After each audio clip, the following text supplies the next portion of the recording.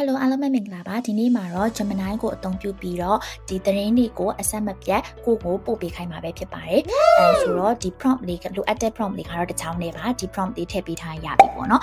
သူ့ရဲ့ prompt လေးကတော့ give me daily news relating to ဒီ AI and technology နေရာမှာ AI and technology မဟုတ်ဘဲနဲ့ကိုသိစင်တဲ့ topic ပေါ့နော်ဥပမာ digital marketing အကြောင်းကိုလေ့လာနေရသူဖြစ်တယ်ဆိုရင် digital marketing ဒါမှမဟုတ်စီးပွားရေးနဲ့ပတ်သက်ပြီးတော့လေ့လာနေရဆိုလို့ရှိရင် business စသဖြင့် topic အမျိုးမျိုးကိုပြောင်းပြီးတော့ထည့်ပေးလိုက်ပါ give me daily news relating to business every Monday 9 am ဒီမှာ every Monday မဟုတ်ဘဲနဲ့ကိုက Tuesday တိုင်းမှာသတင်းဖတ်တဲ့အလေးအကျင့်ရှိရဆိုရင်လည်း every Tuesday ဒါမှမဟုတ်နေ့တိုင်းဖတ်တဲ့ဆိုရင်လည်း every day ပြီးတော့အချိန်ကိုလိုချင်တဲ့အချိန်ပြောင်းပြီးတော့ထည့်လို့ရပါတယ်ဒီဟာလေးကိုရိုက်ထည့်လိုက်ပြီဆိုလို့ရှိရင်เนาะ Gemini ကသူဟာနဲ့သူဒီ task တစ်ခုအနေနဲ့ schedule လုပ်ထားပေးမှာဖြစ်ပြီးတော့ဒီကိုရဲ့ဒီမှာဆိုရင် prompt ရေးထားတဲ့အတိုင်းကိုရဲ့တင်းလာနေတိုင်း9နာရီမှာ business related news တစ်ခုတွေကိုဖုန်းထဲကိုပို့ပေးနေမှာဖြစ်ပါတယ်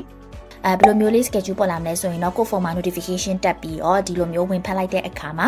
ဒီလက်တလုံးမှာ trending ဘာတွေဖြစ်နေလဲဆိုတဲ့အကြောင်းအရာနဲ့ပတ်သက်ပြီးတော့ဟောဒီလိုမျိုး news လေးပေါ်လာမှာဖြစ်ပါတယ်